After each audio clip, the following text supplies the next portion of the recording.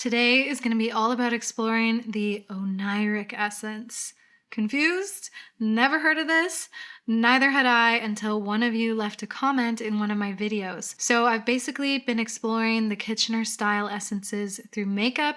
There are 7 essences and I've deep dived into each of them and it's been a really fun journey. But yeah, then one of you mentioned this lost essence. So I had to do some deep diving on the internet to find a little bit more about it. But it was basically a couple people had found there was a gap in the style system to explain this essence, what they have deemed the Oneiric essence. So it's dreamlike, like the ethereal, but dark and intense, like the dramatic can be, but it's not as like present and strong as the dramatic, and it's not as like angelic and magnetic as the ethereal. It's more like dreamlike, but in a nightmarish way, a surrealist way, a gloomy, austere way. Some very intense ways to look about this, like casting in a movie, would be like a figure in mourning, an orphan, a nun, a lonely academic. So it's really intriguing, and I really loved going on this deep dive in Reddit threads to discover more about it because it really reflected a lot of aesthetics I like to see in film and photography in particular. So I'll get into that in a second because yeah, this is a really intriguing essence to dive into and I'm really excited to try it out today. But yeah, very briefly, if anyone's just landed on this video by chance, I had just explored all 7 of the Kitchener style essences, which is a system that basically looks at your features and types them in a way so that you can find tools and ways to express your personal style through typing yourself. And a lot of that comes from looking at what first impressions you give, looking at your features, but also looking at your voice and demeanor, mannerisms, all that, to then basically help you express your personal style. But bear in mind, these are guidelines. These are not rules. We can give and take what we like from these style systems and reject what we don't. And that's what maintains the playful energy of playing with your style and looking at these systems instead of making it feel overwhelming or strict. And I think looking at the Oneiric essence is a good example of how we can use these tools we've learned in these systems and create something new out of it. So you may find after I've gone through these 7 essences and including this one that there's something missing for you. So where can you find that? Where is that gap? And then how are you going to express that? So with the Oneiric essence, you can really see it expressed on an artistic level, like as a storytelling device, really. So when you look at certain like movies, books, art, that can be a great way to really just like encapsulate and understand this essence. I was thinking of one of my favorite photographers, Nona Lemon. So she tends to like use these really gloomy, surrealist, nightmarish landscapes and place a figure in it, often like giving a bit of a Victorian era energy to a witch in the woods energy, and I love her work so much. You can see it in like Jane Eyre, if you've read or watched Jane Eyre, like this really austere, intense, gloomy atmosphere, the gothic energy, the tragic tale of the orphan Jane Eyre. Like anyone who's cast in that role might have a bit of Oneiric quality to them. The original creator wrote that it seems very subdued and minimal, and it's hard to reconcile it in this world of like celebrity and red carpet. So you're not really going to see the Oneiric essence present in that kind of setting, like looking at celebs in their red carpet wear. And it's really more present in like this dark storytelling realm. Although that's not to say if you have this essence, you can't lean into it on your everyday. So we'll get into that as I try and create this makeup look. The color palette is really great. I love this color palette. It's like very subdued colors between colors, like blacks that aren't necessarily high contrast, but just approaching black. It's like everything has this like mutedness to it. And so if you have an Oneiric essence, the qualities you're gonna give off are a sort of hauntingness. You look withdrawn, introverted, potentially maybe a little bit intimidating, but more in like a spooky kind of way. You seem like you want to be alone. You want to withdraw from people. And yeah, you would likely be cast in a role like the Victorian ghost in a movie. So features of this, definitely like any sort of ways your face might like cast some shadows, some gauntness, whether it's under the cheekbones, in the eyes, dark circles, gaunt cheeks, hooded eyes, anything like hooded and obscured can give this energy. More horizontal brows, and then this is kind of interesting, like a longer middle third of your face, which gives like this maturity, but the eyes can be like larger, which gives a childlike energy. And that's where there's like this sort of interesting play. Medium to high contrast, but then like desaturated colors. So not like a vibrant blue of the eyes, more like a gray green. Again, that like between colors, like you could even see in one's features. Clothing lends itself to the being obscured and veiled like a nun, but a bit more approachable, just like skimming the body, but not in the same way like a ethereal does with that S-wave waterfall effect. More obscured, and like Victorian details lend itself to this. Like if there is structuring, it's a bit more rigid, and like something even like puff sleeves or like corsetry, hair. You could think of like Victorian styles a little bit, like half up, half down, waves that aren't too crisp and clean, but kind of look like lived in. Milkmaid braids are great. I was like, should I do milkmaid braids today? I'm not sure. So this brings me to some examples you could see, and I almost feel like whoever styled Jenna Ortega in Wednesday use this as a rule book, because she checks off so many of the boxes here in her face, as well as the styling in this show. I think she has some Oneiric essence, and she can lean into it if she wants to and like be cast in a horror movie, because she has that little bit of haunting quality to her. Rooney Mara comes up a lot as well, like that energy of being really withdrawn, and it's in her eyes in particular. People have mentioned the Olsen twins in their adulthood, again in the eye area, the sort of eeriness that they have now. Theda Bara was like an iconic old Hollywood example. This singer Joji comes up. I've never heard of him, but he seems to be quite popular, and I can see it. It's in his eyes. It's in this sort of gaunt look to him, and there's a mystery. Okay, so how are we going to make a makeup look out of this? Definitely it lends itself to like a no makeup type of vibe, where you're literally leaning into like the dark circles and yeah, just like this really almost sickly look. But I'm not going to do exactly that today. What I want to do is like lean into what would be like a modern context of it, where you have this like gloomy energy, but we're still playing with makeup today, right? So someone had mentioned to look into dark Korean style makeup, and I think this is a great example. Just like those details under the eyes here, it kind of looks like dark circles, and it's very haunting. It's ethereal but haunting. I'm really excited to delve into this. I want to focus on colors that are like really desaturated. So we're going to do some mixology today. Like think of wilted roses, dusty wilted roses, you know, just this really like play of shades that aren't quite shades, a little bit browny, taupey, but muddied. So yeah, that's the plan for today.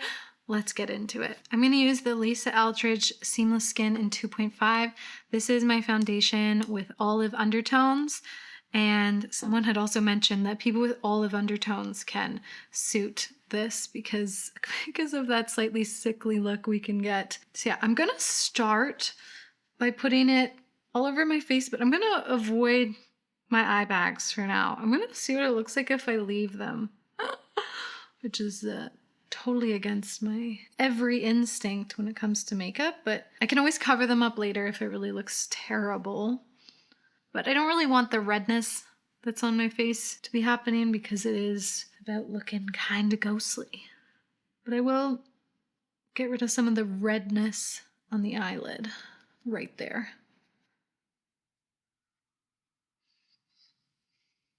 So I am going to leave these dark circles here for now, but I'm still going to just get a touch of brightening right there.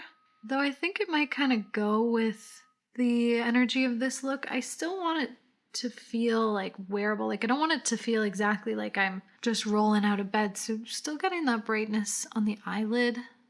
For the brows, I'm just going to fill them as usual, but just being careful not to, make them look too modern, I guess. Like nothing too overly crisp like modern brows can look. Just filled enough to bring contrast and grooming. One fun example I like of this essence is the Weird Sisters in Chilling Adventures of Sabrina. I've always loved their aesthetic. It's definitely taken to the level of camp, but even their name is taken from the Weird Sisters from Macbeth. So like you think of those three witches on the moors of Scotland, and that is definitely some Oneiric quality. In fact, that part of Macbeth has a really dreamlike quality. Okay, so now for some of the fun parts, because these colors are so pretty. I love these kinds of color stories. So what I'm going to do is some mixology today. I have this shade from Rituel de Fille called Frenzy. It's already a desaturated kind of mauvey red, but I'm going to mix some contour shade in it on the back of my hand with the hope, we'll see how it goes, of creating a blush shade that's gonna add some color and dimension to the face, but it's going to look very subdued and not too vibrant. And I don't necessarily want to go into like contour territory. So I'm just taking the back of my hand and just creating this interesting muddy shade. Again, it's like between shades. But actually, Rituel de Fille, I love them. They're a great brand to look into if you like some of these kind of stranger colors. I wouldn't be surprised if they already have a blush shade like this. I'm going to place it right in the center there. Might even be easier just to do the mixing on the face. I know that looks crazy. Just wait. Yeah, I feel like that's where it's at. It almost looks bruised, you know? Ooh, spooky. I'm gonna powder this. I think aiming for mattes. Really matte skin. Makes sense. I actually really like that blush shade. Sometimes I'll use a shade and I want like some depth and intensity, but I want it to be darker. So try mixing in a contour shade. It's a really interesting effect. I'm going to move on to the lips because I just want to see how these are going to turn out before I decide like how much to do an eye look. And I'm going to do the exact same thing with the lips. Mix like a putty type of shade with a darker wilted rose shade. So I have Cryptic and Black Locust from Rituel de Fille. Black Locust is really interesting shade. Check it out. It's like a gray. So I'm just going to mix right on the lips. Like I don't want it to just be this shade because it's a bit grim.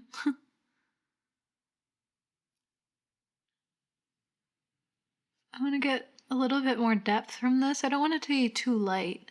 I'm going to use Black Locust as a bit of a lip liner. So it's not too like looking like overlined lips, but I'm still getting the color payoff all the way to the corners of the lip. Okay, this is definitely starting to give off a haunting-ish quality, but still playing with some color. So let's get into the makeup. I'm gonna try this shade from the Natasha Denona My Dream palette right here. It's a taupe. Taupes in general have that in-between effect because they're not quite a brown and they're not quite a gray. So I'm gonna start at the corner of the eye. Yeah, that's a pretty good shade for this. It kind of looks like the lip shade. I'm going to bring some depth there before diffusing it across most of the lid.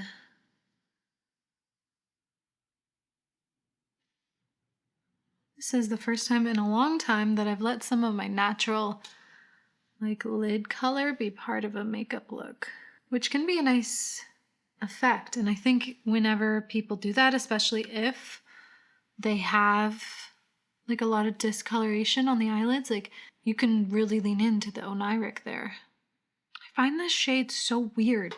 It looks like just a standard taupe to me, but when I put it on, it like has like a touch of terracotta in it or something. It's so bizarre, but it is perfect for this. And I'm going to take some of that same shade under the eyelid with particular focus right here. And then diffusing it quite a bit lower, leaning into that look of bags under the eyes. From the Glam palette, I'm going to take this shade here to add a little bit more depth into this. It might even add a little bit more gray. I'm just focusing that right there. A little bit along the lash line, and then right there especially. Do I look like I could haunt you? I hope so. Goals. To look like a haunted Victorian ghost. Victorian chemises lend themselves well to this look. I've actually wanted one for a while that you could put a corset on top of. I think it'd be fun. I want to go to a Ren fair. Okay, now I'm sidetracking.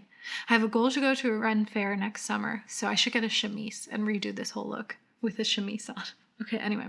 I think I could leave it there, but I just want to add a touch more depth for fun. Really what I've borrowed from the Korean style makeup is this focus right here, the darker shading, and this like ghostly kind of smoky like coloring here. They use shimmer in the Korean style makeup, and I feel like you could potentially use a bit of shimmer. Like maybe I want to a touch of shimmer for like a little bit of the magical element, but it kind of steers it a bit more towards its ethereal roots.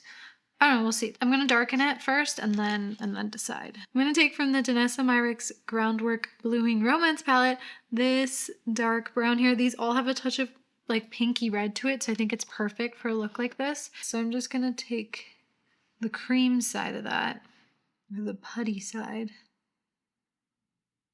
Get a bit more extension at the end of the eye, but I'm not lifting. I'm just going to go out a little bit.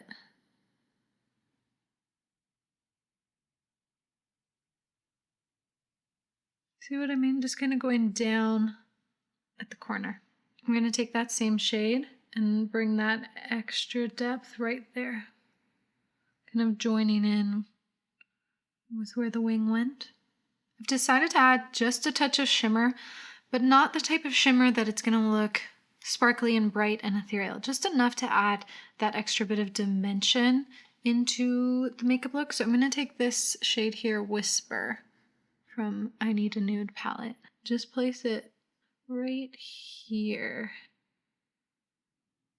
Like it's not gonna look like a bunch of sparkle, just like a sheen. I think it kind of works because it looks like tears or something. Dragging it a bit down and out. Maybe even a little bit on the top lid. I'm gonna pop off camera and do my lashes and see how this whole look has come together. For lashes, no falsies, just like a thinner lash going outwards. Maybe some lower lashes kind of going outwards too for like that theta bara effect too. Like a sort of, I don't know, it gives a tragic feel when you get the lashes going down and out. Okay, so we'll see how that goes. Okay, for the lashes, I ended up using a brown mascara because I realized I wanted to stick in those desaturated tones. And yeah, I think I'm gonna leave it here. This is one of the most interesting makeup looks I think I've ever done. Like, it's not that it was super intricate and complicated, but it was a really cool experimental play of colors and just like working in this gloomy color story. And I have to say, there's something about it I kind of like. It's not that I would wear this as my everyday makeup. I do like some vibrancy and saturation to happen, but there's some interesting things happening here that I like, including like this type of shading around the eyes and just kind of leaning into potentially an aspect of my appearance that is a bit unconventional. Like if I were to be in a movie, like could I play the wailing, what do you call those things? What are those things called that Irish people see? Oh, banshee. Could I play the wailing banshee on the moors? So let's pair a fragrance with this. I'm going to use Ectoplasm from Fantôme. So this is spooky, goopy marshmallow over bone-chilling white musk, sweet amber, a gossamer sugar glaze, dark myrrh, and creeping greenery. How perfect. It's a weird scent for sure. This is inspired by the spiritualism movement.